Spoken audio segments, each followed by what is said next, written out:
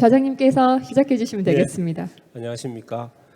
제3회 아시아 태평양 영 리더스 포럼 제주의 세 번째 세션인 우리가 그리는 제주의 미래 세션의 자장을 맡게 된 부산대학교 도시공학과 정주철 교수입니다. 반갑습니다.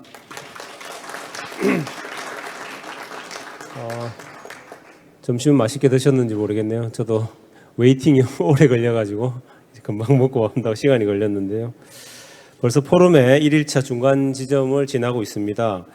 이번 세션에서는 제주 인구의 70만 시대가 열리고 있고 지속 가능한 제주의 환경적인 가치가 상승하고 있는 현재 제주의 환경적, 지리적, 문화적 매력을 중심으로 제주의 미래 발전 방향을 위해 건축가, 도시계획, 도시개발, 문화기획 전문가와 함께 제주가 나아갈 방향에 대해서 논의하는 세션입니다. 먼저 오늘 본 세션에는 세 분의 발표자분들이 함께 하고 계신데요. 제가 잠시만 소개해 드리겠습니다. 첫 번째 발표자로 지금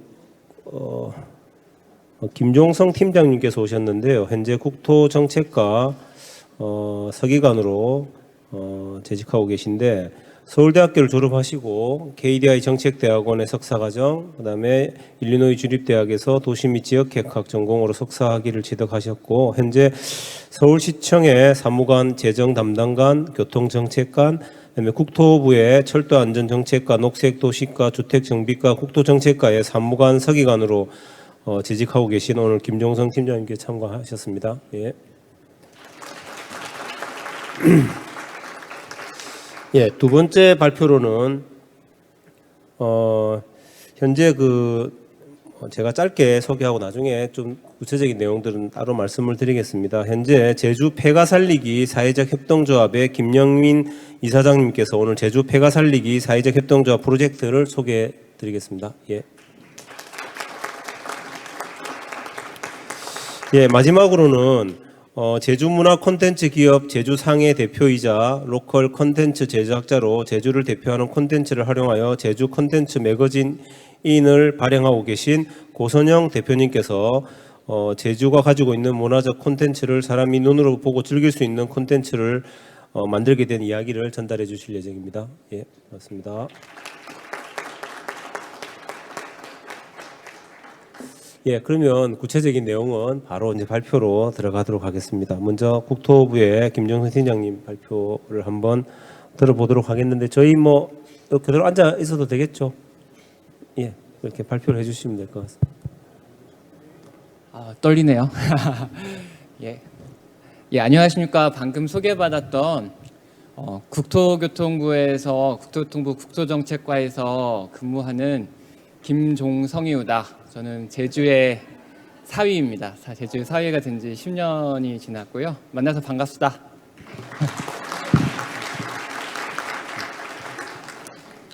그래서 오늘은 사실 제가 제주의 전문가도 아니고 그렇지만 제주의 대한민국의 미래, 제주의 청년이 어떤 부분에 관심을 가지고 어떤 고민들을 하면 좋을지 제 나름대로 생각을 정리해 봤습니다. 먼저 이제 위기에 있는 대한민국의 미래, 우리나라가 위기라는 이야기를 많이 합니다. 우리나라 인구가 2020년에 5,180만 명을 넘었고 5,180만을 넘어서 이제 조금씩 줄어들고 있고요. 우리가 여기 그래프에서 보시는 바와 같이 2040년이 되면 더 5천만이 겨우 간당간당 될 거고, 그다음에 2070년이 되면 3천만대로 줄어든다는 암울한 보고가 있습니다. 또 제가 눈이 나빠서 이걸 좀 보면서 하겠습니다. 중위 연령이 지금 2020년에는 43.7세인데 2070년이 되면 62.2세가 된다고 합니다. 우리가 20년 전에 봤던 연예인들을 지금 TV에서 아직도 많이 보고 있는데 아마 2050년이 돼도 동일한 연예인들을 보고 있을지도 모른다는 위기의식이 들고 있습니다. 또 경제는 어떨까요? 경제 우리나라 한강의 기적이라고 해서 1950년대 이후로 매우 급격하게 성장을 했죠. 1970년대에는 무려 15%에 달하는 경제 성장률, 기록적인 경제 성장률을 기록하기도 했었습니다만 현재 우리나라 점점 낮아져서 3%가 넘지 못하는 경제 성장률을 보이고 있고 주변의 개발도상국들로부터 많은 압력, 글로벌 경쟁 체제에 많은 위기에 처해 있습니다. 그런데 이게 우리나라의 문제가 다 동일한 것은 아닙니다. 수도권은 조금 낫고요. 비수도권은 더 심각합니다. 수도권과 비수도권, 국토의 11.8%에 불과한 수도권의 인구가 나머지 전체를 합친 비수도권보다 더 많은 현상이 2020년부터 나타나고 있습니다.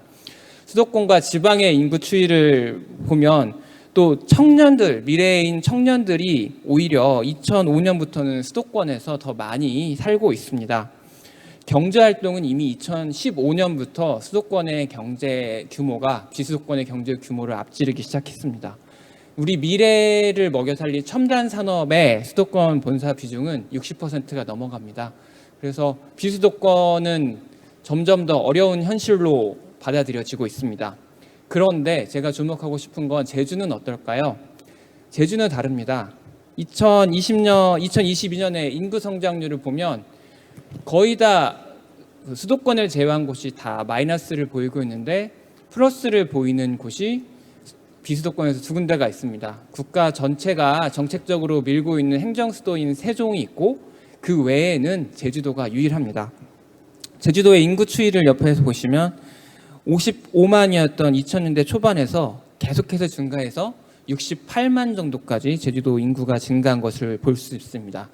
경제 성장률을 보시면 전국 파란색이 전국이고 빨간색이 제주인데 제주가 전국보다 높이 성장을 해왔던 것을 볼 수 있습니다. 물론 이제 중국과의 관계 악화, 코로나 이후에 조금 악화되긴 했지만 어쨌든 높은 성장률을 보여왔습니다.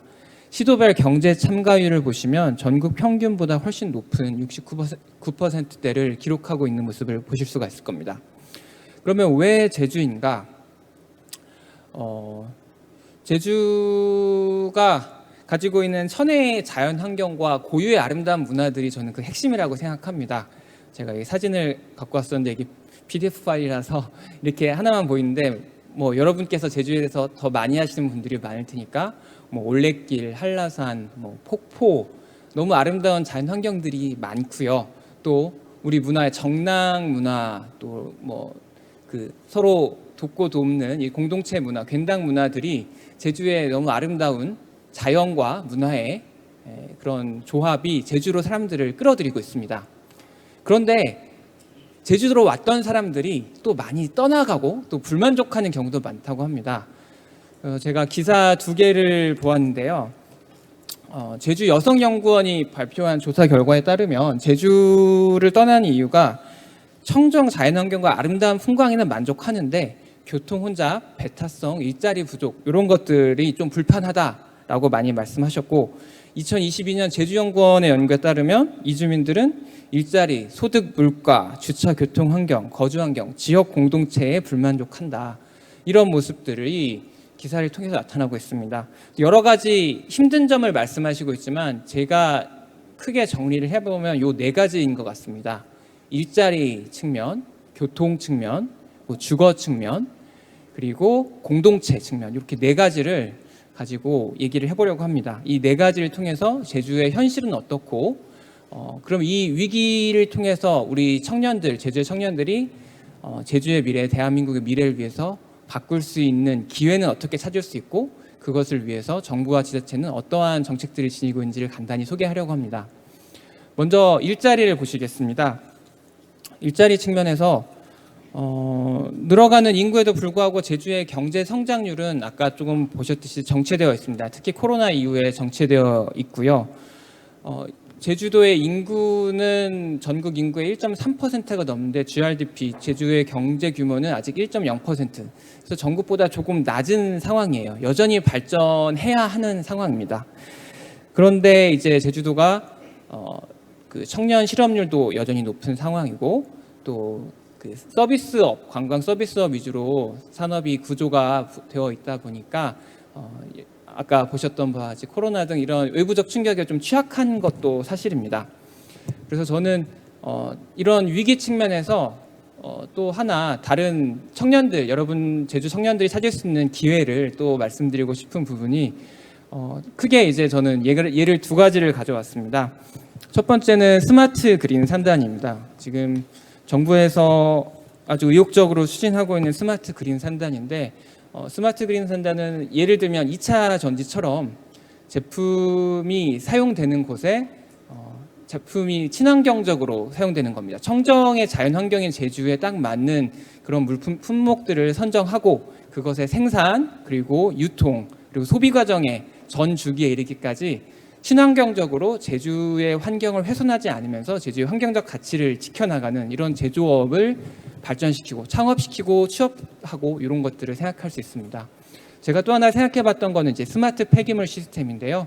제주의 이 좋은 환경에도 불구하고 관광객들이 많이 오고 하다 보니까 쓰레기들이 또 많이 있는 곳들이 있어요. 근데 그런 것들을 쓰레기를 모으고 그것들을 그 전체적으로 컨트롤해서 모아서 분류하고 이것도 자동화하고 이런 시스템들이 기술들이 많이 개발되고 있는데 이런 부분에 청년들이 관심을 가지면 어떨까 하는 생각을 해보았습니다.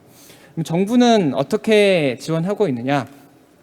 캠퍼스 혁신파크라는 것을 조성하고 있습니다. 캠퍼스 혁신파크는 전국에 있는 대학교의 유휴 공간에 창업, 연구, 주거, 문화 이런 부분들을 합칠 수 있는, 그래서 청년들에게 복합적인 서비스 편의를 제공할 수 있는 그런 공간들을 저희가 제공하려고 하고 있습니다. 또 이전 공공기관 우선 채용해서 제주도로 옮긴 공공기관에서는 제주도민들을 우선해서 채용하도록 하고 있고, 이런 것들은 좀 제주도의 정착률을 높이는 데 도움이 될 거고요. 도시재생 인턴 등도 하고 있습니다. 도에서 여러 가지 재정 지원도 하고 있는데요.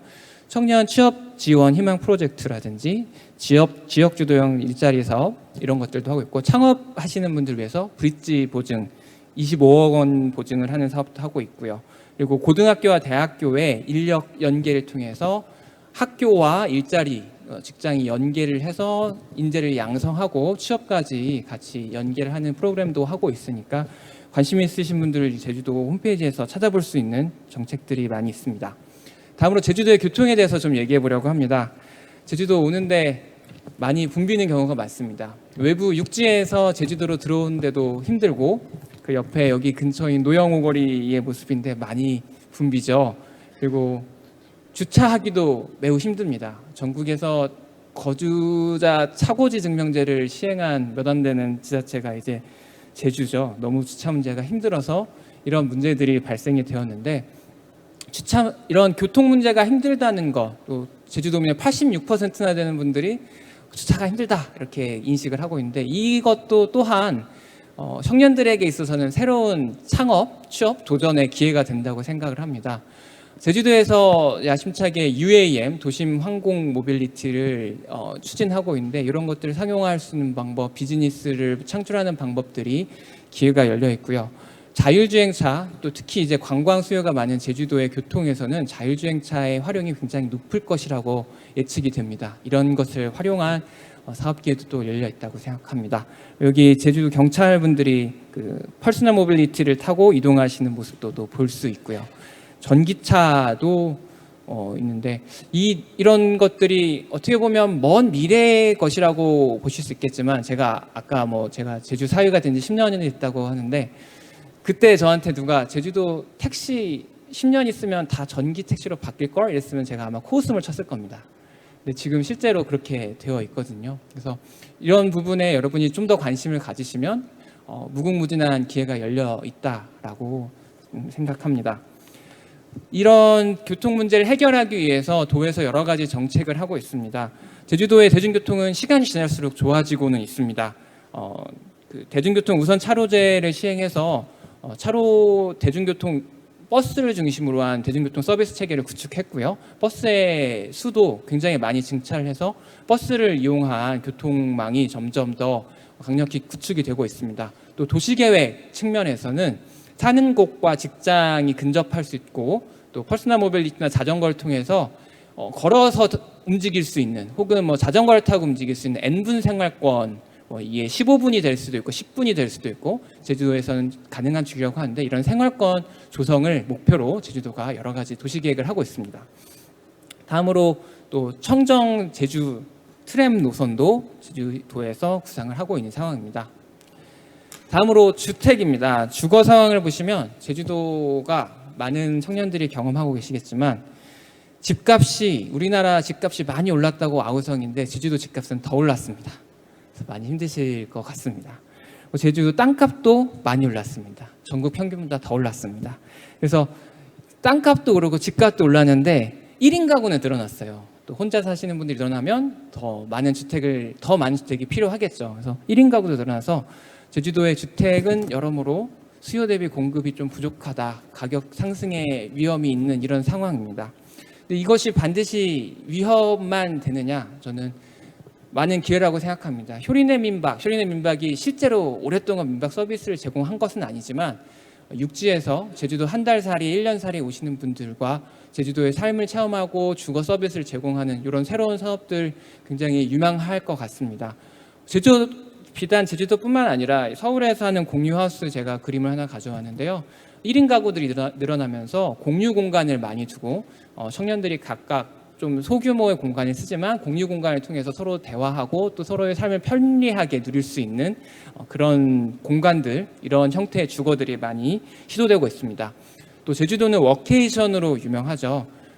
일하면서 휴가를 즐기는 이제 원격 디지털의 근무 시대에 이런 기회들이 많이 열리는데 워케이션을 위한 공유 오피스도 제주도에서 생각해 볼 수 있는 좋은 사업 기회, 성장 가능성이 높은 것이라고 생각합니다. 제주도 청년의 주거 안정을 위해서 정부와 지자체에서 도에서는 여러 가지 지원을 하고 있는데요. 주택을 구입하거나 전세자금을 마련할 때 아주 저리에 자금을 빌릴 수 있도록 여러 가지 주거복지 포털을 통해서 지원을 하고 있고요. 뉴홈이라고 해서 공공분양과 공공임대주택도 많이 공급을 하고 있습니다. 제주도에서만 특별히 하고 있는 또 특이한 제도들이 있어요. 공공임대주택의 임대차 보증금을 50%까지 지원해 주고요. 중개 수수료도 지원해 줍니다. 그래서 굉장히 다른 곳에서 보기 힘든 특별한 혜택들을 도에서는 제공하고 있습니다. 공유주택 펀드라고 해서 앞에 말했던 이런 새로운 공유주택 사업을 하시는 경우에 또 정부에서 지원하는 부분이 있으니까 이런 부분도 관심을 가지고 보시면 좋을 것 같습니다. 다음으로 제주도의 공동체 문제에 대해서 얘기해 보려고 합니다. 제주도에 아무 연고가 없이 오신 분들이 많이 외로움을 겪는다고 해요. 자연은 너무 좋은데 커뮤니티에 녹아들기가 힘들다라고 하고, 여기 보시면 또 제주도에 계신 분들은 숨막히는 괜당 문화, 벗어나면 행복할 줄 알았는데, 그래서 어떻게 보면 그 끈끈한 이 공동체 문화가 어떻게 보면 개방성이 좀 부족해서 힘들어하는 사람들이 발생하고 있는 것도 사실인 것 같습니다. 이런 상황에서 저는 요새 이제 미국 도시계획에서 많이 강조가 되고 있는 DEI라고 하는데요. 다양성, 그리고 형평성, 포용성을 강조하는 이런 것들이 전 세계적으로 주목을 받고 있습니다. 단순히 경제적 측면의 우리 도시 개발뿐만이 아니라 도시가 지속적으로 경제적 측면에서, 환경적 측면에서, 안정성 측면에서, 주민의 삶의 질 측면에서 성장하기 위해서는 포용성을 증가하는 것이 굉장히 중요합니다. 그 포용성을 누가 증가시킬 수 있을까요? 저는 무엇보다도 이곳에 계신 열려있는 마음을 가진 제주 청년들이 그 핵심의 역할을 감당할 것이라고 생각을 합니다. 이런 포용성 증대를 위해서 또 제주도에서 여러 가지 정책을 제공하고 있습니다. 청년 원탁회의라든지 청년 커뮤니티를 통해서 할 수 있는 길을 많이 제공하고 있는데, 이런 곳에서 많이 참여하셔서 제주도의 공동체를 발전시키고 또한 사업 기회도 창출하고 취업도 하고 이런 기회를 만들어 보실 수 있었으면 좋겠습니다. 여기까지가 제가 4가지 분야를 정리했고요. 여러분은 제주도의 미래에 대해서 혹은 대한민국의 미래에 대해서 어떻게 생각하시나요? 어떤 미래상을 갖고 꿈꾸고 계십니까? 정부에서는 대한민국 어디서나 살기 좋은 지방시대를 꿈꿔요. 수도권이든 전주든 강원이든 제주든 간에 어디서나 살기 좋고 편리하게 만들겠다라고 정부는 얘기하고 있습니다. 제주도에서는 사람과 자연이 공존하는 청정 글로벌 도시 제주라고 이렇게 목표를 내세우고 있습니다. 저는 개인적으로 제주의 미래는 어떨까 이것저것 생각해보고 이것도 보고 저것도 보고 하다가 거상 김만덕 씨의 드라마가 생각이 났어요. 조선시대 후기에 기생집에서 태어나서 어렵게 자랐는데 조선 후기에 상업이 발달하는 것을 보고 귤하고 미역 등의 이제 무역 활동을 통해서 돈을 많이 벌었어요. 돈을 많이 벌고 여러분 잘 아시겠지만 돈을 많이 벌고 그러다가 태풍이 나서 정부가 구유미를 보냈는데 구유미가 다 바다에 빠져서 없어집니다. 이때 자신의 재산을 털어서 다른 사람들을 도와주고 제주도를 살려냅니다. 그래서 저는 여러분께서 이런 꿈을 가지셨으면 좋겠어요. 여러 위기에 처해 있고 이 위기를 기회로 바꿀 수 있는 상황인데 여러분이 기회를 찾고 만들고 또 연결하고 이런 기회를 나누어 가면서 더 빛나는 제주의 미래 그리고 빛나는 대한민국의 미래를 여러분이 가꿔주시기를 또 고민해 주시기를 부탁드립니다. 감사합니다. 예. 김정은 팀장님 말표 잘 들었습니다. 듣다 보니까 이게 최근에 이제 저성장이고 뭐 지방 소멸 이런 우리 국토 도시 문제를 다 이야기를 하시는 것 같고, 사실 이제 말씀하시는 부분들이 우리 지금 도시계획적인 측면에서 굉장히 이제 문제가 많이 되는 전국적으로 지금 이런 이야기들이 뭐 스마트 시티라든지 뭐 공동체 회복이라든지 이런 이야기들이 굉장히 많이 나오고 있거든요. 그래서 아마 그런 부분들을 잘 이렇게 정리하셔가지고 말씀을 해주신 것 같습니다. 최근에 또 메가 서울이라고 하는 게 터져서 이게 참 국민들한테 와 이런 또 국토 공간에 있어가지고 여러 가지 이런 이슈들을 다시 한번 또 제기하는 그런 계기가 된 것 같습니다. 그래서 자기 지역이 얼마나 좀 이렇게 낙후되고 있는지 어떻게 성장시킬 수 있는지에 대한 뭐 그런 고민을 좀 공유할 수 있는 기회가 된 것 같은데요. 제가 짧게 한번 김정희 팀장님 질문을 하나 하라고 해서 하나 드리겠습니다. 저도 지금 학생들 중에 저희 부산대학에도 이제 제주도 학생들이 옵니다. 학부 학생들이 오고 제주도 다시 돌아갈 거냐라고 한 번씩 제가 물어봅니다. 이게 반반이더라고요. 반반. 돌아가고 싶은 친구들. 좀 더 있다가 가겠다. 나중에 나이 들면 가고 싶다. 이렇게 이야기하시는 게 있는데 우리 김종인 팀장님은 청년이라고 혹시 생각하신다면 제주도는 어떤 점이 좋은가요? 끌리는 어떤 점이 좋냐고. 예. 예를 들면 서울의 청년들이 가는 이유가 뭐 일자리가 있다고 하지만 제가 들은 저희 딸 말로는 뭐 한강에서 맥주를 먹고 싶어서 가고 싶다 이런 이야기를 하더라고요. 그래서 그 팀장님은 어떻게 생각하십니까? 제주도. 저는 사실 지방 소멸 문제에 있어서 제주가 약간 결이 다른 측면이 많습니다. 저희 처갓집에 가면 이제 애월에 저희 처갓집이 있는데 뭐 다른 데 폐교가 많이 된다고 하는데 저희 와이프가 다닐 때 한 학년에 5명씩 있던 학교가 지금 한 학년에 100명이 넘어가요. 그래서 이 젊은 시대의 감성, 그 무한 경쟁보다는 내 삶의 질을 찾고 나의 자신의 가치를 갖고가는 측면에서 제주도가 굉장한 강점을 가지고 있고요. 이런 것들을 일자리 측면에서 좀 더 강화하면서 저희 국토 정책에는 크게 3가지 목표가 있거든요. 경제 발전, 또 균형 발전, 환경이 있는데 이 3가지를 모두 취할 수 있는 곳이 저는 제주라고 생각을 합니다. 그래서 그런 측면에 있어서 제가 청년이면 이 제주도가 정말 무한한 기회의 땅이지 않을까 저는 이렇게 생각을 합니다. 예, 이거 정말 좋습니다. 여기 계신 청년들 그렇게 생각하시죠?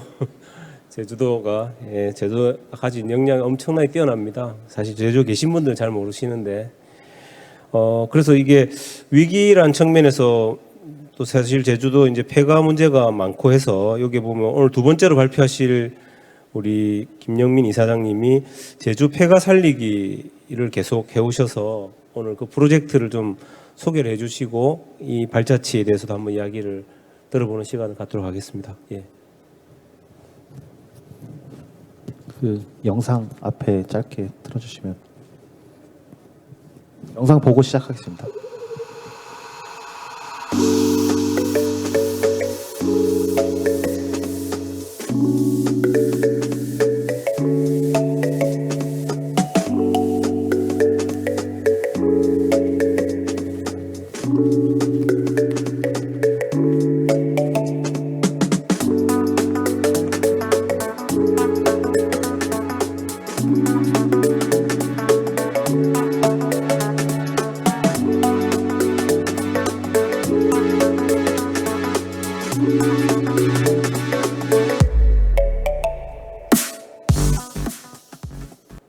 네, 저 소개받은 제주 폐가 살리기 사회적 협동조합의 이사장을 맡고 있는 김영미입니다. 반갑습니다. 네. 앞서 서 기관님께서 말씀하신 마무리에서 저희가 어떻게 보면 이 배치가 된 것 같은데, 저희는 사실 그 주거 문제라는 것에서부터 사실 시작은 했지만, 저도 지역에 대해서 사실은 이해가 좀 많이 부족한 상태로 제주도에서 시작을 하게 됐습니다. 근데 저희는 제주도라는 전역보다는 읍면 리에 좀 집중하고 있고, 아주 소단위의 어떤 주거권 또는 경제권 또는 어떤 보행권이라든지 생활권 이런 것들에 대한 관심이 대단히 많고, 어떻게 하면 리에서 살 수 있을까라는 생각에서 저희는 조금씩 확대해 나가고 있는 조직이라고 생각하시면 좋을 것 같고요. 저희가 하고 있는 일은 이런 거라고 보시면 될 것 같습니다. 제주도보다는 남원리, 남원리에 살 수 있는 조건과 상황을 만들고 남원리에 대한 조사를 하고 남원리에 대한 이야기들이 어떻게 하면 청년들 또는 우리들에게 전달되거나 이해될 수 있는지를 기록하고 또는 나누는 조직입니다. 제가 오늘 세션이 조금 이렇게 무거운 세션인 걸 알았다면 제가 디자인 가이드나 이런 것들을 조금 갖고 왔을 텐데 그러지 못했던 건 조금 양해 바라시고요. 가운데 화살표를 좀 봐주시면 사실 저게 화살표가 아니라 키역입니다. 키역. 저 키역은 뭐에서 나온 거냐면 로컬 워커입니다. 로컬 워커. 저 방향성을 사실 표현하고 있기도 하고요. 저희는 이제 어쨌든 도보다는 리로 가자라는 방향성을 자유롭게 바리에이션하는 저 표기를 저희가 사용하고 있고 실제 디자인 가이드가 오픈돼 있습니다. 로컬 워커에 저희가 집중하는 이유는 뭐냐면 앞서 말씀드렸듯이 주거 문제보다는 저희는 2017년부터 리 단위의 경제 문제에 더 집중하고 있고요. 왜 그러냐면 저희가 한림이라는 곳에서 시작을 했는데 주거 공급을 10채를 일시에 한 적이 있습니다. 근데 1년 안에 모두 다 이탈을 했고요. 그 중에 80%는 육지로 올라가게 되었습니다. 근데 이력을 추적해 보니까 먹고 사는 문제가 제일 중요하더라고요. 한림이라는 곳에서 읍 단위 정도 되지만 먹고 살 수 없기 때문에 시로 가고 시에서도 먹고 살 수 없으니까 육지로 올라가게 되는 현상을 제가 마주하면서 내가 주거 공간을 고쳐서 공급하거나 주거 공간을 만들어내는 것이 중요한 것이 아니라 어떻게 하면 지역에서 조금 더 살 수 있도록 만들어낼 것인가 라는 고민에서 저희는 리에 집중하고 있다고 생각하시면 될 것 같습니다. 똑같은 맥락의 자료입니다. 저희도 회사다 보니까 회사의 형태가 나와 있는데요. 요건 넘어가고요. 저희가 주되게 하고 있는 건 아까 영상에서 보셨다시피 4가지 일입니다. 저희는 무조건 조사합니다. 되게 무식하고 멍청하고 또는 단순하게 조사하고요. 그 조사는 현장에서 2발로 다니면서 사진으로 찍고 기록을 하고 또 그렇게 조사한 것들에 대한 어떤 조사 자료들을 자료화하고 있습니다. 그 자료를 조사하는 이유는 뭐냐면 읍면 리 단위에 대한 어떤 현황 조사 또는 상태, 현안들은 사실은 정리되어 있지 않기 때문에 실제 국가 차원으로 아카이빙 되거나 어떤 지역의 현장에 대한 데이터하고는 조금 매치가 안 되는 부분이 있어서 저희는 어떻게 하면 그것들이 지역으로 스며들어갈 수 있을 것인가라는 고민에서 시작한 일이고요. 그 자료가 어느 정도 조사가 되면 저희는 주민과 연구를 시작합니다. 어떻게 보면 리빙랩이라고 얘기하고 있는데 주민하고 대화를 시작한다고 보시면 될 것 같고요. 저희는 리에서 대화를 할 땐 막걸리와 소주가 빠질 수 없습니다. 네. 그리고 저희가 공간을 중심으로 활성화하기 위한 공간도 고치는 일을 하고 있고 저희 사내 건축사가 2분이 상주하고 있습니다. 그리고 저희가 2017년도 이후부터 지역경제 성장 또는 마케팅 플랫폼이라는 거 하고 있는데 이거는 기성의 마케팅 플랫폼이라고 생각하시기보다는 읍면리의 경제를 활성화하기 위한 주체를 리로부터 활동을 하게 만들고 그것으로부터 활동의 어떤 플랫폼, 오프라인 플랫폼에 좀 더 가깝다고 생각해 주시면 될 것 같습니다. 죄송합니다. 저희는 어쨌든 사회적 협동조합이다 보니까 소셜 이슈에 어쨌든 집중할 수밖에 없어서 요즘에 많이 화두되고 있는 앞서 얘기 드렸던 지방소멸 또는 1차 산업에 대한 위기 또는 디지털 노마드 어떻게 보면 디지털 소외된 계층들이 읍면에는 많이 있습니다. 그리고 관계 인구를 늘리는 것에 대한 집중을 하고 있고 그것에 대한 정책적 어떤 그 파트너로서 같이 일을 해나가고 있다고 보시면 될 것 같고요. 저희가 앞서 얘기했던 무식하게 조사하는 자원조사들을 이런 방식으로 나열하거나 조사하고 있습니다. 크게는 무형과 유형으로 조사하고 있고요. 산물과 원물, 자연물, 산업들을 조사해서 지역에 빈 것이 무엇인지, 그러니까 리 단위부터 훑어서 올라간다고 생각해 주시면 될 것 같습니다. 그리고 그것을 통해서 사업을 발굴하거나 어떻게 보면 마을의 주체와 마을의 역량에 맞는 비즈니스를 발굴하거나 시도하는 일들을 진행하고 있습니다. 그 시도들은 마을에 있는 리장님, 마을에 있는 주체 또는 마을에 관심을 두는 청년들과 이런 일들을 같이 시도하고 작은 프로젝트들을 모아서 그것들이 비즈니스화되거나 실제 진행됐을 때 저희가 후속 정책 지원이나 정책 연결을 진행하고 있습니다. 저희가 무직하게 조사하고 있는 방식인데요. 마을 한 군데 좌측에 있는 사진은 삼도 이동이라는 곳인데 533개의 1층에 있는 상가들을 조사해서 기록해 놓은 자료입니다. 저것들은 세부적으로 왜 저런 것들을 조사하냐면 현장에서 저기에 구성된 구성들이 어떤 방식으로 구성되어 있고 실제로 지금 비어 있는지 아니면 그 기능들이 어떻게 기능하고 있는지를 분석해내려고 하는 것이고요. 우측의 자료는 유효 공간, 공공자원들을 사실 조사하고 있고 그 조사들에 대한 빈 공간이나 유효 자원들을 어떻게 활용할지를 계획하기 위함입니다. 근데 제일 중요한 건 사람이겠지요. 이건 경희대학교와 프로젝트했던 프로젝트입니다. 대정읍과 같이 연계해서 저희가 호스트로서 역할을 했던 것이고요. 이거는 소셜 앙트라는 프로젝트를 통해서 실제 지역을 학습하는 사람들과 지역을 어떻게 마케팅할 것인가 3개월 동안 프로젝트를 진행했었습니다. 그리고 지금은 청년 등 창업 지원 사업들을 저희가 하고 있고 저희가 창업 지원 사업의 지원 기관으로서 제주에서 역할을 하고 있습니다. 그리고 어쨌든 사람들이 공간을 통해서 뭔가 매개가 되거나 역할을 하는데 저희는 저희의 이름에서도 나타내듯이 비싼 공간 또는 돈을 많이 들이는 공간보다는 지금 현재 있는 상태로서 사람들이 공간을 쓰길 바라고 있고요. 그 방식들은 이런 방식입니다. 혹시 시간이 되시면 지금 현재는 안에 있는 팝업은 철수를 했고 외벽만 지금 오픈했는데 외벽에 저렇게 사인을 한 이유는 저희가 자본이 많지 않아서 어떻게 하면 저 마을을 알릴까? 가운데 있는 마을명이 불월입니다.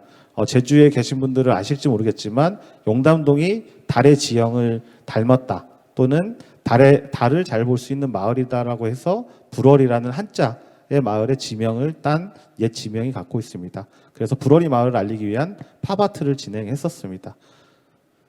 그리고 저희가 공간 안에서는 이런 아카이브 전시나 이런 것들 통해서 외부에 있는 사람들, 방문객들, 관광객들을 유치해서 어떻게든 지역으로 사람들을 끌어내고 있습니다. 그리고 아까 공간들에 대한 이야기들인데요. 요거는 불어리 벌식이라는 이름을 지어서 진행했었습니다. 아까 처음에 말씀드렸듯이 마을 하면 술이 빠질 수 없습니다. 그렇지만 조금 더 젊은 층과 소통하기 위해서 어떻게 하면 술의 종류도 바꾸고 저 육회라는 서문시장에서 팔고 있는 육회를 조금 더 이쁘게 플레이팅하고 보여줄 수 있을까? 또는 소비할 수 있을까? 사실은 순대도 저희가 진행을 했었고요. 순대를 에어프라이기에 구워서 소스를 찍어 먹어서 그걸 몰트나 위스키 또는 다른 술과 같이 먹을 수 있도록 하였습니다. 저희의 철학은 사실 협업에 있는데요. 협업의 가치를 사실 저희 내부에 있는 디자이너가 이런 식으로 표현했는데 저 가로가 늘어나면 늘어날수록 협업의 가치를 늘리겠다는 목표를 갖고 있고요. 저희가 마늘 식당에서 처음 저 협업의 가치를 시작하고 있는데 그 마늘 식당 또는 마을 이름 또는 산물 이름 계속적으로 협업을 늘려나가는 가로의 확장을 저희는 목표하고 있습니다. 저희는 제일 많이 받는 질문 중에 하나가 너희가 하는 프로젝트가 뭐야? 라는 질문을 많이 받고 있거든요. 근데 저희는 어떻게 보면 서드파티 영역, 제3자로서 철저하게 역할을 하고 있다고 보시면 될 것 같고 민간의 방식의 중간 지원 조직이라고 보시면 될 것 같습니다. 그렇다고 기관으로부터 민간의 어떤 중간 조직이라고 인정받진 않았지만 저희는 중간 조직이 너무나 중요하다고 생각하고 있고 민간의 방식에서 중간 조직적 역할을 하고 있습니다.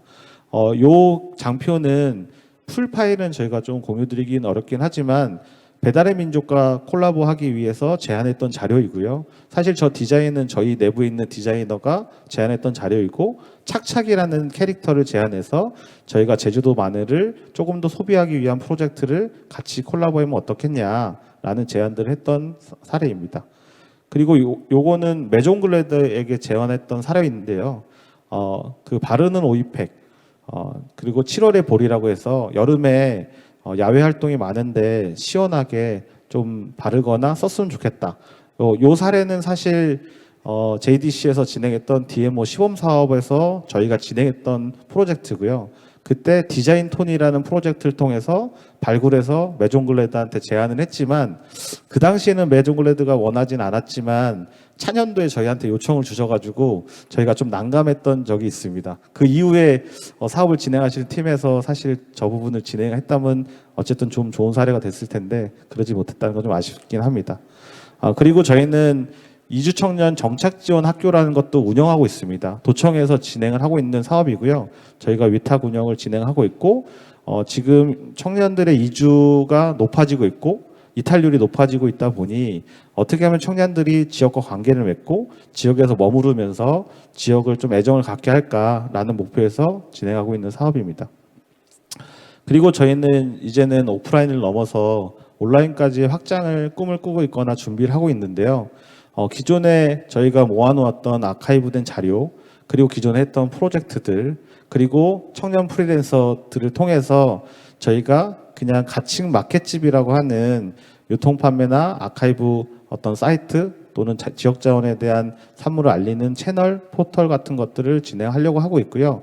이 방식은 저희가 앞서 얘기 드렸듯이 철저하게 제3자로서 서드파티로서 플랫폼의 역할을 진행하려고 하고 있습니다. 저희 브랜드보다는 각각의 마을의 브랜드가 조금 더 드러나게 하는 것에 목표를 삼고 있습니다. 저희는 리에 집중하고 있습니다. 저희는 말장난도 많이 하고 있는데요. 리슐랭이라는 걸 2021년도에 했었습니다. 리슐랭은 실제로 이런 걸 왜 했었냐면 이장님이 소개하는 맛집입니다. 저희가 이걸 했던 목표는 지역의 인적 자원에 대한 역학을 정리하고 어쨌든 확인하기 위한 작업이었고요. 이걸 통해서 10개 마을을 저희가 진행을 했었습니다. 그리고 2022년도 자료는 아마 없는 것 같은데 리뷰라고 하는 그래서 마을을 좀 다시 보자라는 프로젝트를 진행했었습니다. 그리고 리멤버라는 그 명함 앱들 다 쓰시죠. 그 저희가 마을의 회원을 늘려주자 프로젝트입니다. 지역 소멸이 되고 있고 관계 인구를 늘려야 되는데 저희의 입장과 저희의 내부에 있는 기획자들의 입장에선 관계 인구, 생활 인구 너무 어렵다, 딱딱하다. 그래서 우리 마을 회원 만들어주기 프로젝트. 오프라인으로 와서 하루 이틀 한 달에 자면 생활 인구 된다고 하는데 그것보다 마을에 관심 있는 사람들을 늘려내고 온라인이든 오프라인이든 방문하거나 회원들이 되면 어떨까? 우리가 옛날에 온라인 회원제 이런 것들이 있었듯이 준회원처럼 마을의 회원들을 늘려가고 마을과 관계 맺기를 늘어가면 어떡할까? 그럴 때 리멤버라는 앱의 회사가 명함첩을 공유해 주듯이 마을에 있는 분들도 명함을 만들고 우리도 명함을 만들어서 회원과 회원들이 만나듯이 교류를 만들어내면 어떨까라는 제안들을 했었습니다. 긍정적으로 받아들이고 있고요. 아마 내년도에 뭔가 가시적인 성과나 일들이 진행될 것 같고 이런 것을 진행할 때 국토교통부에서 조금 앞서서 도와주신다면 아마도 너무나 쉽게 진행될 거라고 생각이 되어집니다. 특히 제주도에서 먼저 사례를 만든다면 제주도 마을과의 관계 맺기라는 것이 조금 더 수월해지거나 조금 더 애정 깊은 분들이 많기 때문에 가능하지 않을까? 사례가 만들어지지 않을까라는 생각을 갖고 있습니다. 아이고 죄송합니다. 저희는 이제 농업 일자리 문제에 대해서 해결을 하기 위해서 지역분들과 소통도 하고 토론도 하고 저는 자담회도 하고 그 대통령 직속위원회하고 같이 포럼도 열어서 저런 일들을 마을 분들과 토론을 진행하거나 저희가 이끌어낸 일들을 하고 있고요. 혹시 제주에 계신 분들은 더큰네일 센터라는 어떤 것들을 아실 겁니다. 더큰네일 센터는 제가 제주 균형발전 2차 종합계획 수정계획에서 계획 간사를 맡으면서 청년뱅크라는 걸 제안을 통해서 사실 진행이 됐던 모델이고요. 저희가 제안을 했을 때 실제로는 선고용 후 교육이란 방식이지만 민간의 방식으로 프로젝트가 기업과 연결되고 PBL 방식으로 진행이 되면 좋겠다라는 생각을 가졌었고요. 그것들이 현장으로 가지 못하는 것이 사실은 지금 현재는 조금은 안타깝긴 하지만 앞으로 좀 더 지켜봐야 되지 않을까라는 생각을 갖고 있고 기대하고 있습니다. 이상으로 저희 발표를 마치고요. 저희는 어쨌든 지금 현재는 대정읍에 집중하고 있고 지역에 대한 생활 경제 선순환 생태계 구축을 위해서 앞장서고 열심히 하고 있습니다. 감사합니다.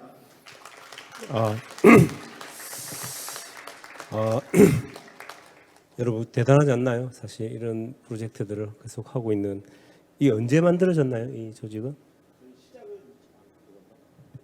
시작은 2013년도에 했고요. 사회적 협동조합은 2015년도에 전환을 했습니다. 예.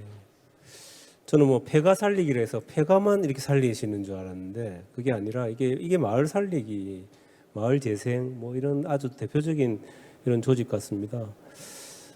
요즘 최근에 제일 가슴 아픈 게 이 재생이라는 단어를 지금 우리가 좀 거의 쓰지 못하게 된 좀 시점이라서 전국의 지금 지역들이 대부분 이렇게 쇠락하고 있고 쇠퇴하고 있고 한데 사실 이런 조직들이 마을이라고 하는 아니면 지역이라는 것을 자원으로 이렇게 인식하시고 접근한다. 예전에 우리가 한 100년 전에 저희가 도시나 토지를 그냥 자원이라 생각하지 않고 그냥 이용하는 것들이라고 생각해서 막 환경훼손에 이르렀고 사실은 그 이후에 우리가 살던 마을들 이런 것들에 대한 소중함을 잘 모르고 좀 함부로 저도 어릴 때 생각해 보면 내가 살았던 마을들이 어떤 데였나 요즘 와서 다시 이렇게 생각해 보게 되는 계기가 좀 생기는데 이런 협동조합 같은 형태들이 저희한테 새롭게 이렇게 우리에게 마을의 소중함, 우리가 어디에 살고 있나, 우리가 가진 게 무엇인가를 알려주는 것 같습니다. 그래서 오늘 되게 잘 들었고요. 제가 뭐 따로 질문 드릴 게 없고 뭐 지금 몇 명 조직원이 몇 명이십니까 이게는? 저희 조합원 분들은 지금 많이 줄었는데 후원자로 전환이 돼서 380여 분이 있고요. 네. 저희의 이제 스텝하고 정규직으로 고용된 스텝하고 파트너까지를 포함하면 한 25분 정도가 움직이고 있습니다. 저희 파트너는 고정급이 아니라 프로젝트에 따라서 조합원은 아니지만 프로젝트에 가담하는 인원이라고 생각하시면 될 것 같습니다. 뭐 여러분 어떻게 생각하시면 모르겠지만 저는 이런 조직이 굉장히 공공적인 의식을 가지고 하는 조직 아니냐. 이 공익 의식 없이 어떻게 이런 일을 계속 할 수 있겠습니까? 그래서 사실은 이런 것들이 공공의 조직에 스며들어서 만들어져야 된다고 아니 뭐 같이 해야 되고 뭐 무조건 그쪽에서 해야 된다는 건 아니지만 그래서 아까 국토부에서 해주시면 좋겠다 하는 것도 말씀드렸지만 혹시 제주도에서 이런 걸 좀 해줬으면 좋겠다 이렇게 생각하시는 협조 바람이 없습니까? 제가 이제 그 사회적 경제 연대회의 또 대표자를 맡고 있어서 6인 대표 중에 1인인데 행정에게는 끊임없이 제안하고 있습니다. 네, 제안하고 있는데 여기서 말씀해 주십시오. 뭐 어떤 네, 구체적으로 공개석상에서 제가 도의 얘기를 할 수는 없고요. 도청도 어쨌든 행정의 입장이나 행정의 역할이 있기 때문에 한계가 있다고 생각하고 있고 또 민간의 역할도 충분히 있다고 생각해서 조금 더 롱텀 좀 긴 시간으로 본다고 하면 또 긴 호흡으로 본다고 하면 언젠가는 민간의 방식과 행정의 방식이 만나는 날이 오지 않을까라는 생각이 갖고 있고 그때까지 저희는 현장에서 고군분투하면서 잘 버텨내도록 하겠습니다. 네. 예, 고맙습니다. 예. 자 그러면 마지막으로 우리 그 제주문화 콘텐츠 기업 제주상의 대표이시자 로컬 콘텐츠 제작자로 제주를 대표하는 콘텐츠를 만들고 계시는 고선영 대표님의 지역의 미래를 바꾸는 로컬 콘텐츠 비즈니스에 대해서 들어보도록 하겠습니다. 예. 안녕하세요. 저 콘텐츠 그룹 제주상의 고선영입니다. 엄청 오랜만에 앉아서 발표를 하게 되어서 좋네요. 이렇게 격식 있는 자리인 줄 알았으면 좀 더 예쁘게 꾸미고 왔어야 되는데 하는 생각을 좀 해보면서 저희 그 로컬 지역의 고유성을 기반으로 한 컨텐츠 비즈니스가 어떤 식으로 확장이 되고 그리고 결국은 어떻게 어떤 지역의 뭐 거창한 건 아니지만 지역의 미래를 바꿀 수 있는가에 대한 이야기를 저희 회사의 이야기를 좀 해드리면서 좀 진행을 하려고 합니다. 예. 어디신지 여기 계신 분들은 대부분 아실 거라고 생각을 하는데요. 삼방산이지요. 저희는 삼방산 아래에 자리한 사계리라는 작은 마을에 있습니다. 저도 곧 그 김영민 대표님의 리멤버에 참여를 해야 되겠다라는 생각이 좀 들면서요. 저기 빨간색 점으로 되어 있는 곳이 마을 분들이 모여 사는 그런 곳이고 중심지이고 그 안에 저희 제주상해가 위치해 있습니다. 제주상해는 그 제주를 기반으로 한 컨텐츠 큐레이션 기업입니다. 그 중에서도 어떤 의식주 기반의 로컬 라이프 스타일에 좀 집중을 하고 있는 그런 회사이고, 가파도나 마라도의 컨텐츠 회사가 생기지 않는 한 언제까지나 대한민국 최남단 컨텐츠 회사로 남으려고 생각을 하고 있습니다. 회사의 구조는 저희가 인매거진과 단행본을 중심으로 한 미디어, 그리고 좀 많은 기업이나 마을들과 함께하는 브랜딩이나 디자인 사업들을 하고 있고, 실제로 제작한 되게 다양한 그런 카테고리의 제품을 유통을 하고 F&B 운영을 하고 있는데요. 이러한 저희가 만든 어떤 제주를 경험하는 컨텐츠를 오프라인 공간에 구현을 하고 있어요. 그래서 그런 공간 기획과 운영에 대한 일들을 하고 있는 그런 회사입니다. 전개하고 있는 브랜드들이고요. 저는 사실은 제주고씨여서 제주에 왔을 때 50을 먹고 들어간 수혜자이기는 한데, 서울에서 나고 자란 사람입니다. 제주 사람이라고 다들 생각하시더라고요. 제주 사람처럼 생겼다고 하시더라고요. 제가 처음에 제주에 내려온 게 2011년입니다. 저는 원래 서울에서 이제 중앙 M&B 같은 이제 되게 대형 컨슈머 매거진에서 여행 전문 기자로 오랫동안 일을 했던 그런 기자 출신입니다. 마감 생활을 고만하고 싶다라는 생각으로 서울에서 가장 멀리에 위치한 제주도로 어떻게 보면은 야반도주를 하기는 했어요. 사표를 덜렁 올려놓고. 그래서 좀 그 당시에 제가 이제 여행 기자는 보통 굉장히 좀 사람들이 많이 이제 선망하는 직업 중에 하나이고, 아주 수많은 셀 수 없을 정도의 도시들을 다녔던 경험을 가지고 있습니다. 근데 그렇게 너무 오랫동안 마감 생활자의 삶을 살다가 좀 평범하게 나다운 삶을 좀 꿈꾸던 때가 왔어요. 그게 한 2010년, 9년, 10년 이 정도였었고요. 제주로 오게 되었어요. 그리고 제주에서 책을 몇 권 썼는데, 또 그 제주에 대한 책이 굉장히 잘 돼서 먹고 사는데 지장이 없이 안락한 삶을 살다가 2013년이 되었습니다. 2013년은 사실 제주에서 굉장히 중요한 해인데, 제주 관광객이 1,000만 명을 넘은 첫 해이기도 해요. 이게 얼마나 대단한 일인가는 좀 더 많은 분들이 알아주셨으면 좋겠어요. 제주와 비교가 되게 많이 되는 하와이나 오키나와 섬 등이 2013년에 850만, 860만이었었고요. 제주가 정점을 달했던 2016년 정도를 보자면 하와이 관광객이 그제서야 1,000만 명에 달했을 그런 때입니다. 전 세계 단일 그 노선 중에서 가장 많은 승객을 실어 나르는 노선이 김포 제주 노선이라는 것은 아마 많은 분들이 아실 거라고 생각합니다. 저는 되게 궁금했어요. 이렇게 1년에 1,000만 명이 넘는 많은 사람들이 제주가 좋아서 오는 이 시점에 왜 진짜 제주의 이야기를 하는 그런 매체, 미디어 같은 것들이 필요하지 않나? 라는 생각을 하게 되었습니다. 마침 그 다음 그 8년 정도의 작업을 걸쳐서 2012년에 제주에 완전히 정착을 하게 되었지요. 2013년 아까 서 기관님도 말씀하셨지만 사실 이효리가 제주에 이주한 것 역시 로컬의 히스토리에서 굉장히 전 중요한 방점을 찍는 부분이라고 생각이 됩니다. 이런 배경을 통해서 제주를 기록하고 전달해야 할 미디어의 필요성을 느꼈고 인매거진을 창간하게 됩니다. 당시에는 로컬 지향의 시대가 열렸다고 생각을 했었고요. 그때 말씀드린 것처럼 가장 나다운 모습으로 내가 하고 싶은 일을 살고 싶은 곳에서 하고 싶다라는 생각으로 2014년 살아보는 여행을 컨셉으로 한 인매거진을 창간하게 되었습니다. 저희가 회사를 10년 정도 이제 운영을 하면서 지금 굉장히 이제 다양한 방식으로 컨텐츠를 오프라인화하고 있는데, 그 중에서 저희가 되게 중요했던 이 3가지의 키워드가 있습니다. 지금 여기에서 우리만 할 수 있는 일인가에 대한 끝없는 질문을 하고 있습니다. 반대로 말했을 때 지금이 아니어도 되는 일, 여기가 아니어도 되는 일, 그리고 우리가 안 해도 되는 일은 안 해도 된다라는 그런 생각으로 일을 하고 있습니다.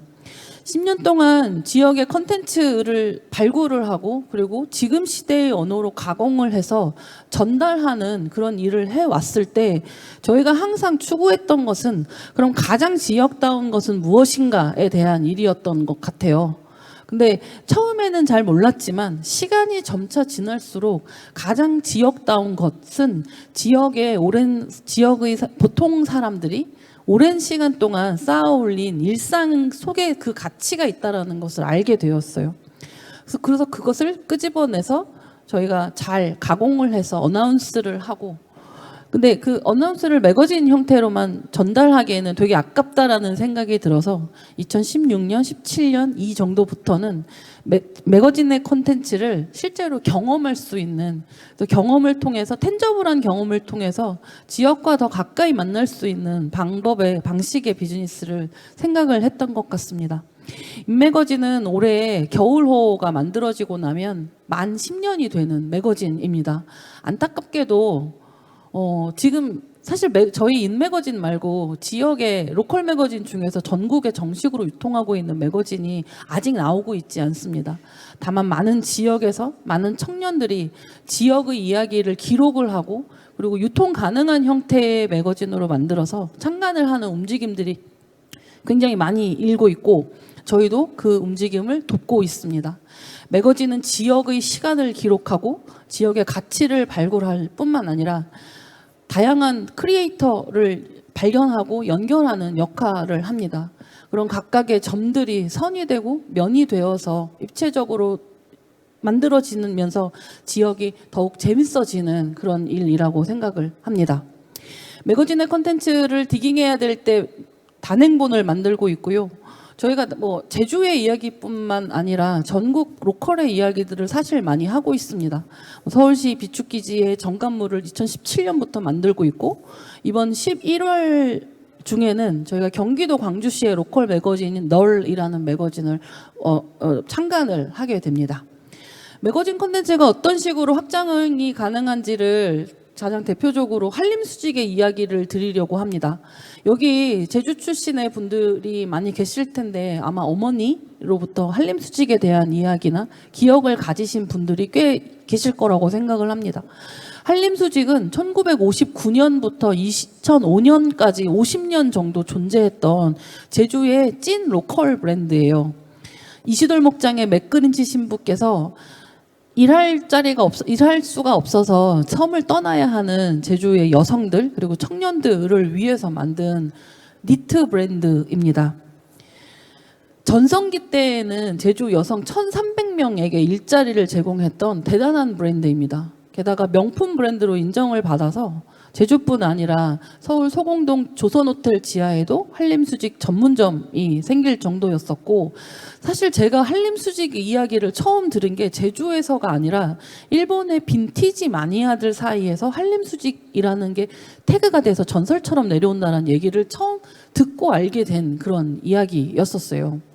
이 콘텐츠가 너무너무 소중하다고 생각을 하였고 저희가 2020년 봄호 인매거진을 통해서 한림수직의 그 특집 기사를 통해서 한림수직을 다시 알리게 되었고요. 그리고 전국의 소장자들로부터 기증을 받게 되었는데 아주 많은 분들이 지금도 한림수직의 제품들을 대물림해서 입고 쓰고 있다라는 이야기와 함께 저희에게 전달을 해주었습니다. 지금 보시는 장면의 오른쪽은 맥그린치 신부께서 한림수직을 만들면서 했던 그런 풍경에 대한 거 아직 자료가 많이 남아 있고 올해 저희가 얼마 전에 그 이시돌 목장에서 그 새로 발견한 1960년대 정도의 제주의 양을 이렇게 실어 나르는 동영상도 좀 발견을 하게 되어서 곧 공개를 할 예정입니다. 2021년 많은 분들이 도와주셔서 이시돌 목장과 함께 저희가 한림수직을 브랜드를 재생하게 되었습니다. 그 많은 도시재생 이런 키워드를 이야기를 할 때 사실 유효한 공간이 굉장히 중심이 되기는 해요. 근데 지역의 컨텐츠를 발굴하고 제작하는 사람의 입장에서 지역에 원래 있었던 브랜드를 재생하는 것 역시 어떤 도시의 지역의 문화적 이런 재생에 굉장히 유효하다라는 생각이 들고요. 2021년 이후에 2022년, 2023년 올해까지 세 번째 시즌을 맞이하고 있습니다. 작년에도 그랬지만 올해도 저희가 이제 신제품들을 크라우드 펀딩을 통해서 공개를 하고 있고, 작년에 이어 올해에도 이제 오픈 10분 정도 만에 1억이 넘었고, 그리고 하루 정도가 되면은 보통 2억 정도를 판매를 합니다.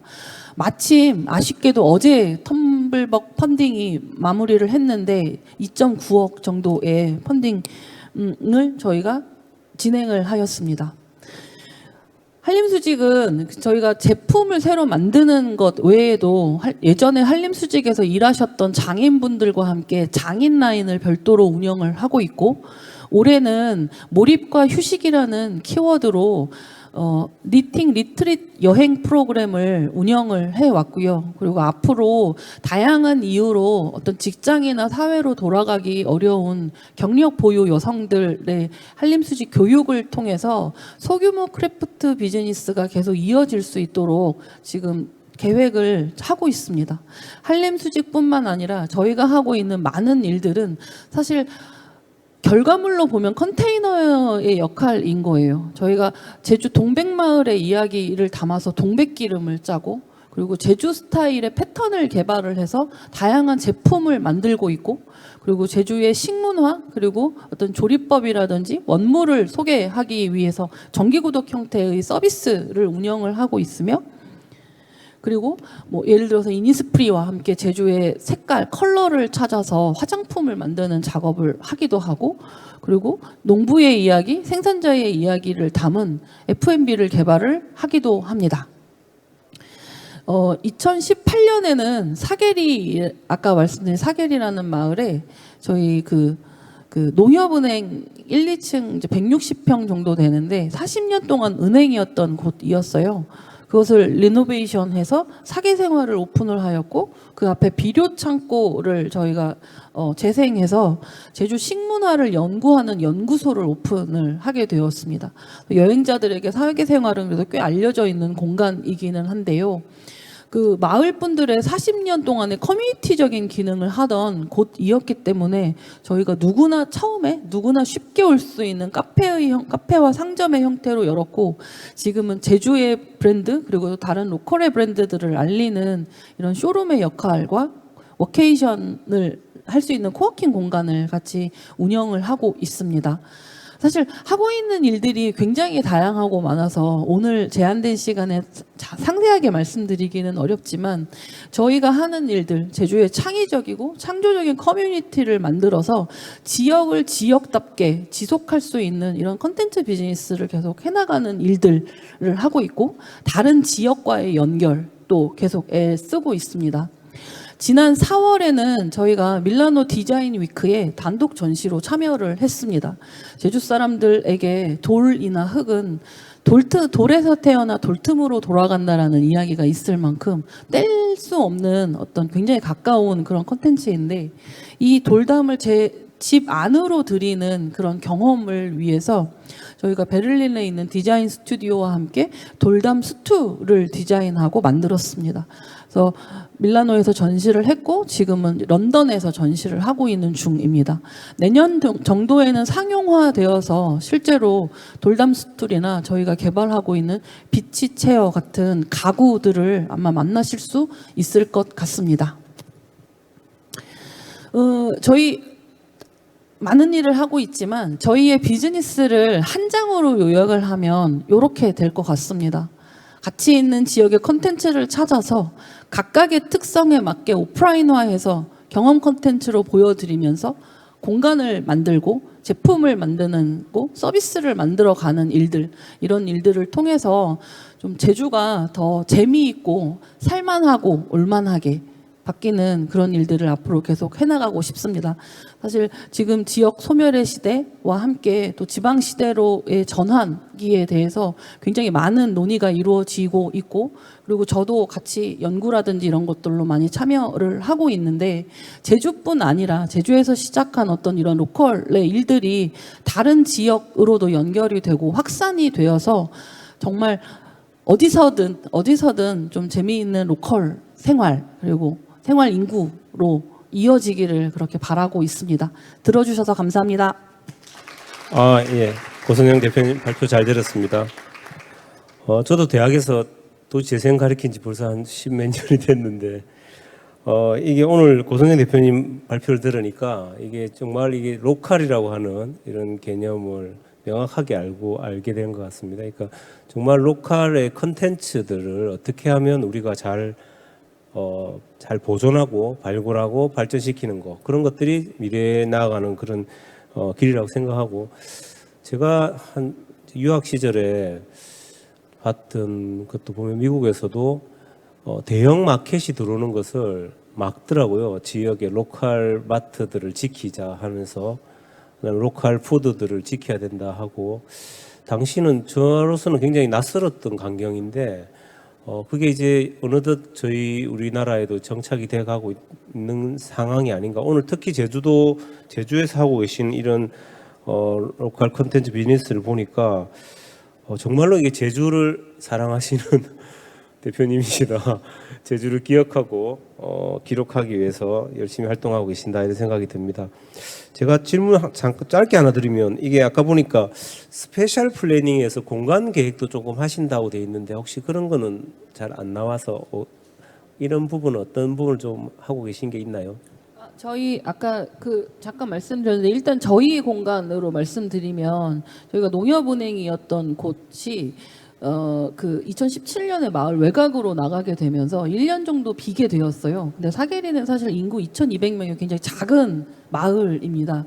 이 은행이 한 곳이 밖으로 빠져나가면서 그 은행이 있던 중심 도로에 굉장히 많은 것들이 사라지게 되었어요.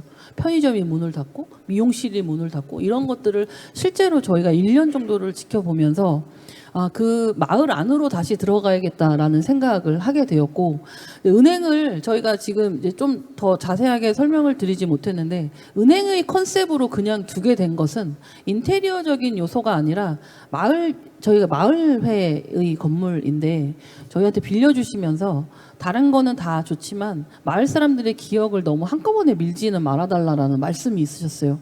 그래서 은행의 컨셉을 가지게 되었고, 그 공간을 어떻게 잘 사용될 수 있는지, 그리고 어떻게 하면 조금 더 좋은 지역의 커뮤니티를 만들어 나갈 수 있는지를 고민하면서 만들게 되었고, 어떻게 보면 이제 2018년 이후에 이제 또 조금씩 지역이 바뀌고 있잖아요.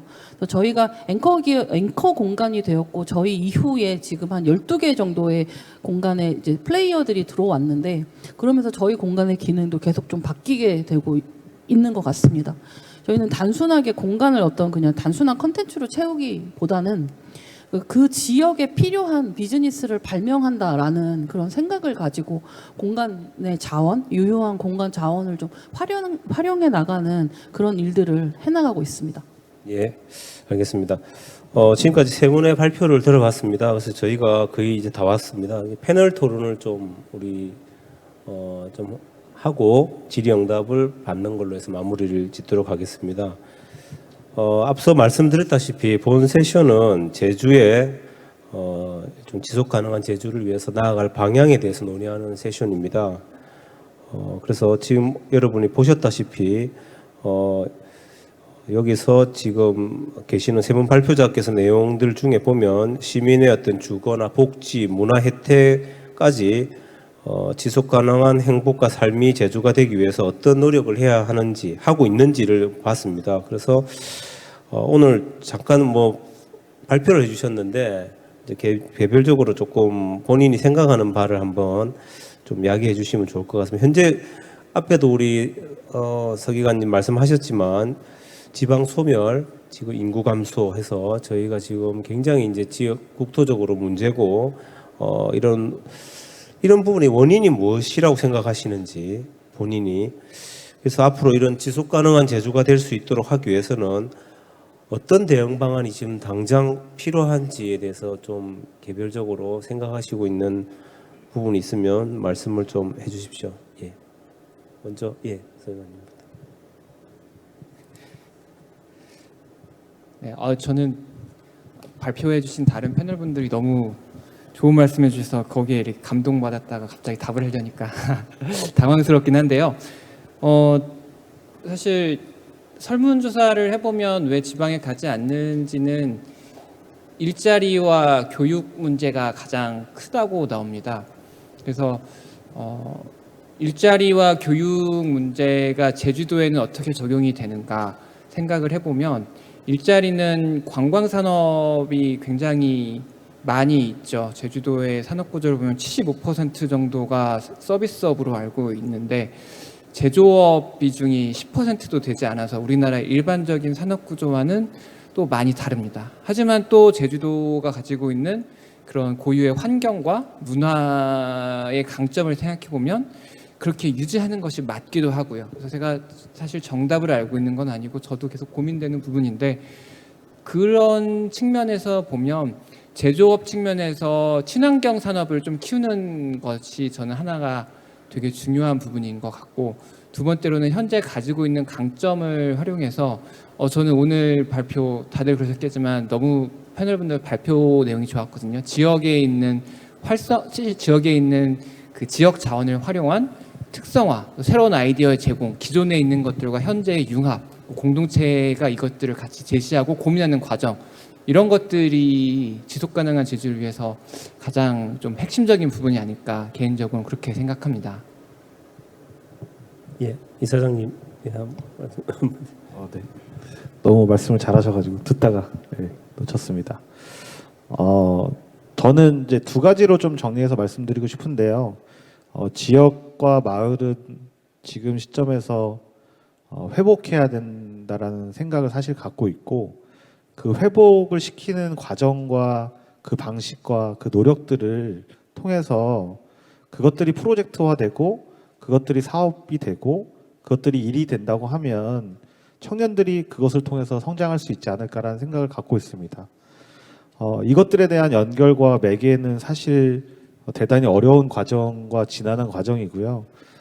마을과 프로젝트나 소통이 되는 과정에서 중간에 호스트 또는 마담뚜 또는 소개자, 중개자 이런 역할을 하시는 분들에 대한 존중과 사실은 그분들에 대한 대가 또는 그분들에 대한 어떤 유지할 수 있는 방안들을 저는 빨리 찾아야 된다고 생각하고 있습니다.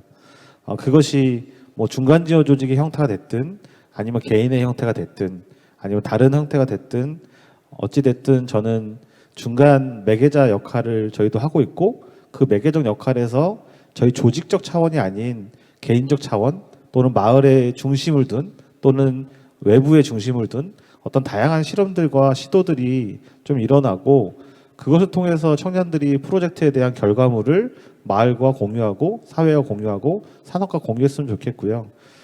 두 번째로 또 말씀드리고 싶은 건 제가 단언코 얘기를 많이 드립니다. 정책하거나 아니면 행정에다가 얘기 드리는 것 중에 하나는 5인 이하 사업장 또는 제주도라는 곳이 다른 지역에 비해서 산업적 특수성을 갖고 있지만 지금의 기업의 형태와 구조로서는 청년들이 절대로 일하러 그 기업에 가지 않는다라고 단언코 얘기합니다.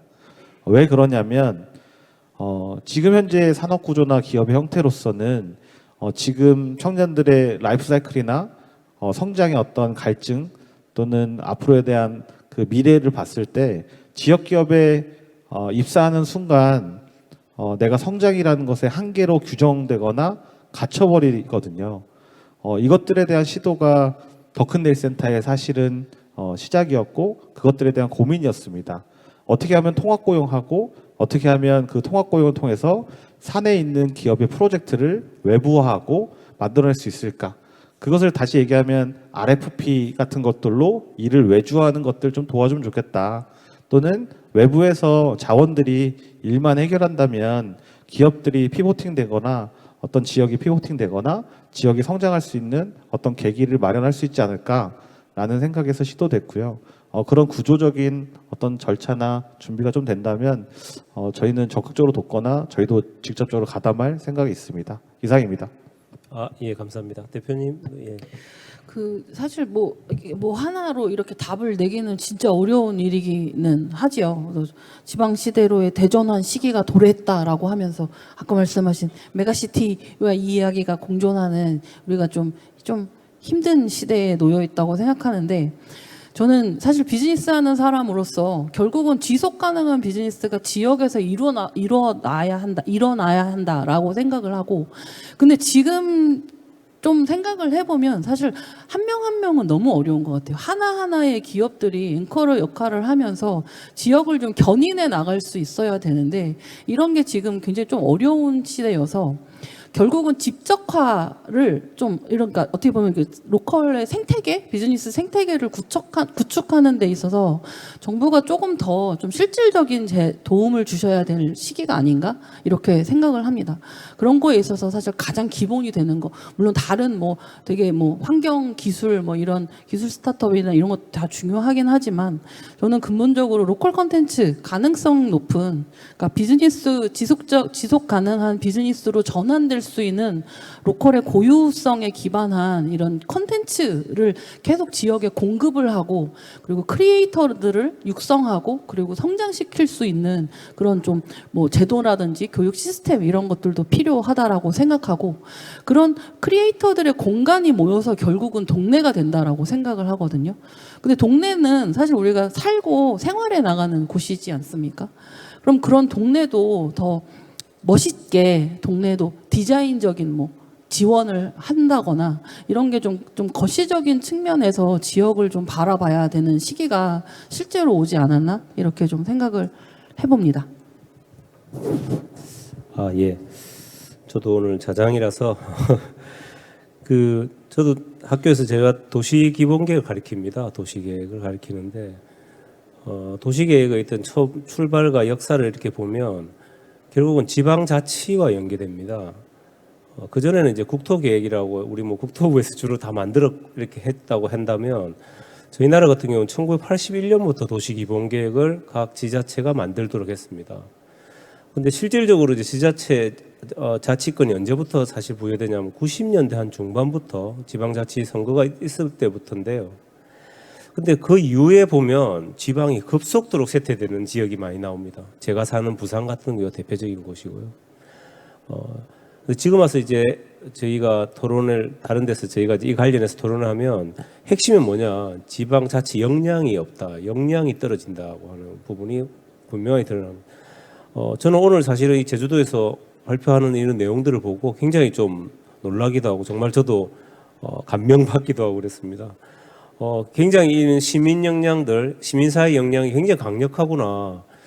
이런 것들이 앞으로 제가 보기에는 지속 가능한 제주가 되기 위해서는, 이거를 자치 역량을 키우기 위해서는 공공 역량 강화시켜야 되는 거죠. 공공 분야에서의 강화 역량을 함께 이런 시민 역량과 시민사회 역량을 같이 조합시키면 지속 가능한 제주로 가기 위한 발자국에서 굉장히 앞서갈 거다, 제주는. 그렇게 생각을 하고, 지금 그런 부분이 안 되고 있습니다. 저희 나라의 지금 지방들이.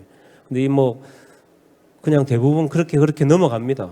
넘어가고 마는데, 뭐 공직사회 바꾸기 어렵다 하는 분위기로 그냥 바꾸지만, 실제로 바꾸기 위해서 저렇게 밖에서 뭐 어떻게 틀을 깨가면서 하시는 분들이 있는데, 그런 부분들을 당연히 공공조직에서 같이 하고 논의하고 그렇게 하면서 도시가 발전하는 거거든요. 사실은. 그래서 그런 부분들이 저는 뭐 여기 제주도나 제주시에서도 많이 계신 분들이 계시겠지만 그런 부분을 진짜로 좀 공공 분야에서 뒷받침해야 된다, 이런 생각을 합니다. 예.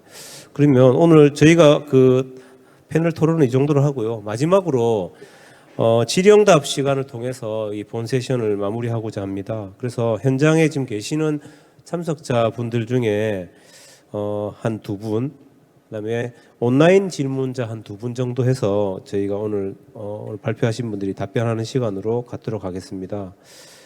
그래서 먼저 관련 여기에 계신 분들 중에 질문이 있으시면 손을 들어주시면 한 두 분 정도만 저희가 질문 시간을 드리도록 하겠습니다. 혹시 질문 있으신 분들 계신가요? 네, 안녕하십니까. 청년 서포터즈 국제대사 김지윤이라고 합니다. 먼저 세 분 이제 지역 발전과 제주에 대해서 귀한 내용들 나눠주셔서 진심으로 감사드리고요. 특히나 이제 실제로 지역에서 활동하고 계신 두 분 대표님 이야기 들으면서 가장 지역적인 것이 또 가장 세계적인 것이고 또 지역의 특색을 기반으로 해서 균형 발전이 얼마나 중요한 것인지 새삼 깨달을 수 있는 계기였다고 생각합니다. 그래서 실제로 지역에서 활동하고 계신 이사장님과 대표님께 좀 질문을 드리고 싶은데요. 굉장히 보여주신 기획이나 사업들 하나하나가 정말 참신하고 또 창의적이고 또 그걸 넘어서 굉장히 창조적이라는 생각이 들 정도였는데요. 이런 지역을 기반으로 한 창조력의 원천과 그리고 원동력이 어떤 거라고 보시는지 질문 드리고 싶습니다. 감사합니다. 질문은 되게 길게 잘 해주셨는데 전 간단하게 답을 드리면 사람인 것 같고요. 그 사람들이 그 기획을 진행할 수 있도록 지원하는 것이 회사와 대표자의 몫이라고 생각하고 있고 그렇게 하고 있습니다. 저희는 옆에 계신 그 대표님 같은 영리기업이 아니고 사회적 기업이고 또는 사회적 가치를 좀 추구하다 보니까 조금은 유연한 부분은 있지만 개인의 프로젝트나 기획 또는 생각들을 진행하는 데까지 지원하거나 협업화해 내는 건 상당히 힘들기도 하고 참아내기도 어렵기도 합니다. 그렇지만 결과물을 마주하면 그동안의 힘듦과 고충들은 한 번에 해소가 되고요. 그런 기회들을 좀 더 열리고 저희뿐만 아니라 다른 조직도 그런 방식으로 좀 진행됐으면 좋겠다는 생각을 하고 있는 좀 아쉬움도 있긴 합니다. 이것들이 저희 조직이 아니어도 저희가 아니어도 또는 다른 팀들이 알아서 좀 진행하면 좋겠다는 생각을 갖고 있습니다. 이상입니다. 예, 감사합니다. 그 질문이 계속 이렇게 창의적인 일을 할 수 있게 있는 어떤 뭐라고 힘 이런 거라고 이해하면 될까요? 그게 어떤 거라고 대표님께서는 보시는지. 저는 지역에 대한 애정과 관심 그리고 좋은 컨텐츠를 만드는 사람은 굿 리스너라는 생각을 늘 하고 있습니다. 사실은 우리 같은 이런 컨텐츠를 발견을 해서 또 다른 사람들에게 전달하는 전달자의 역할에서는 보통 이제 기자라고 하는데 기자는 이제 말을 하는 사람이 말을 듣는 사람이잖아요. 저희가 인매거진에서 찾아낸 아주 많은 독자들이 좋아하시는 그런 컨텐츠를 보면 굉장히 일상 속에 있는 것들이에요. 근데 우리는 제주에 정말 많은 제주뿐만 아니라 모든 지역에 아주 좋은 컨텐츠들이 정말 많은데 그거를 발견할 수 있는지 없는지는 사실은 관찰과 상상에 대한 부분이라고 생각을 해요. 몰라서 모르는 게 너무 많은 게 우리 지역이고 내가 뭘 모르는가를 계속 알아내기 위한 것들이 이런 컨텐츠 만드는 사람이라고 생각을 하거든요. 그래서 우리가 궁금했던 것들은 항상 이미 다 있었어요. 지역에 오래된 책, 도서관에 있는 지역에 관한 책이라든지 특히 저희 같은 경우에는 제주의 할망들에게서 저희가 궁금해했던 콘텐츠들을 모두 다 얻을 수 있는 것이에요. 그렇게 보자면 아까 김 대표님 말씀하신 것처럼 사람이 가장 핵심이다라고 정리를 해서 말씀드릴 수 있을 것 같고요.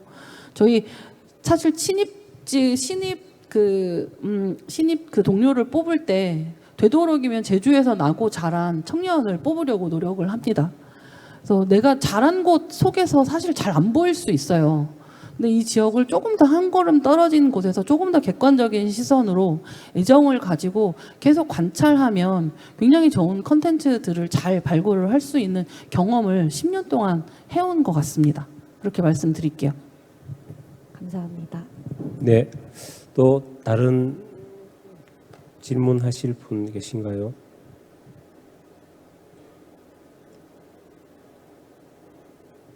안 계신가요?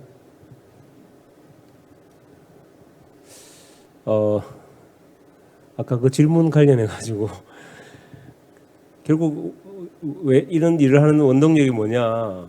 사실 저도 잘 모르겠어요. 사람들한테는 합리적인 행동만 하는 레셔널 액트라고 하는데 대부분 경제적인 부분과 관련해서 사람들이 행동한다 하지만 사실은 이런 가치 있는 일, 이런 일을 꼭 하고자 하는 이런 분들이 세상에 항상 있더라고요.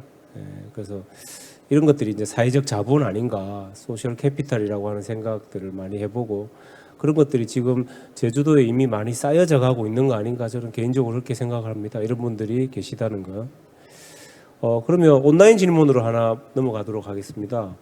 온라인으로 질문해 주신 분이 아까 제가 질문하고 좀 비슷한데 제주 미래를 위해서 가까운 시일 내에 필요한 부분이 무엇이라고 생각하시는지 우리 하는데 우리 서기관님 말씀해 주실래요? 좀 가까운 시간에 좀 급히 필요한 부분이 뭘까요?